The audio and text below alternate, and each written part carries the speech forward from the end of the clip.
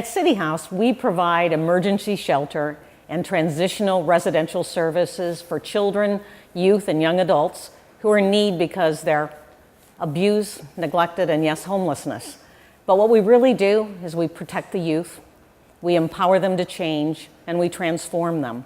One thing that makes My Friend's House a little different than other shelters is that we allow sibling groups to stay together. And not only to stay together, but to interact while they're here. The very first sibling group that we had was a group of 7, and they ranged in age from about 5 months all the way up to 16 years old. And boy, I tell you, that 16-year-old, when he came into the house, and he wanted to check every room. He wanted to check the beds. He wanted to check and make sure that everything was set for those siblings. Once they were all set and in their rooms, and he knew that they had what they needed, we were able to sit down and just to let him know that while he's here, while that family is here at City House, it's the staff's job to take care of those kids.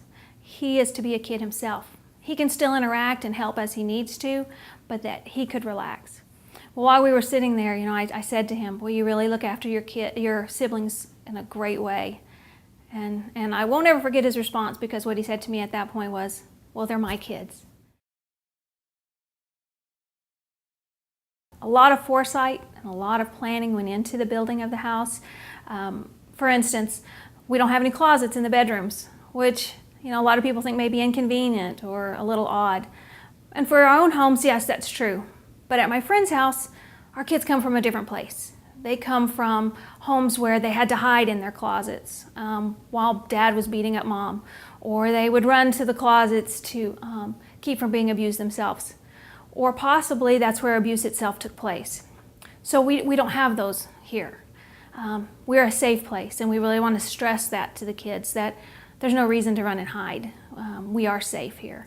A typical day at My Friend's House for us can start as early as 3 o'clock in the morning. We get those crisis calls, and we have to come in with smiles on our faces to help support those kids. Kids come in here and they've been around police for hours, been questioned by CPS, and pulled from their family, which are the only safe people that they feel they know, even if it's not a stable environment for them. They come to My Friend's House and they're told that they can sleep in a bed, and maybe they've never slept in a bed before, or maybe they've slept in a bed with 4 other siblings, and we tell them they have to sleep in a room with just 1 other sibling. And we have to help them, support them through that entire journey, and let them understand that we're here as a safe place and we're here to keep them protected.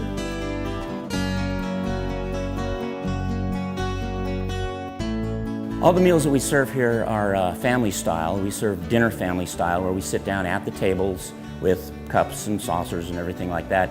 A lot of these kids, quite frankly, aren't used to eating that way and haven't eaten that way. So we do try to provide a family type environment. A few months ago, we were able to build an awesome playground that kids can just use to have fun and be a kid.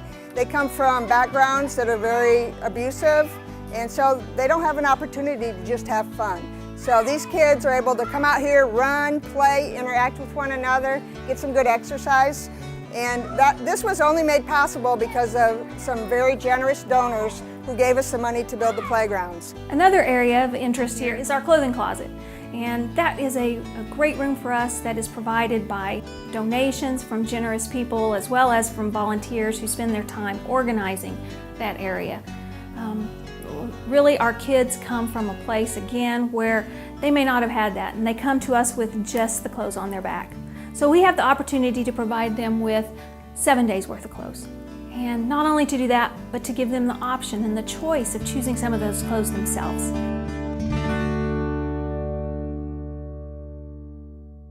Our vision is that every child, youth, and young adult will develop the skills and the confidence that they need to succeed in spite of the horrible situations they're in and the bad relationships. Today, we service youth from newborn all the way through 21, but there are gaps in our service. We need more help from the community. We need individuals, we need churches, we need organizations, we need corporations to help us fill the gap. And if we get that money, then it means we can form a continuum of care around these children, whether they're here when they're 1 year old or they're here at 21 going out on their own.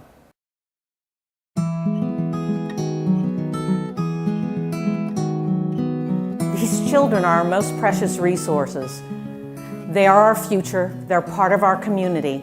We can give them the tools and guidance to be the next CEO of JCPenney, or we can let them on their own and have them underneath bridges and homeless, or maybe even in prisons.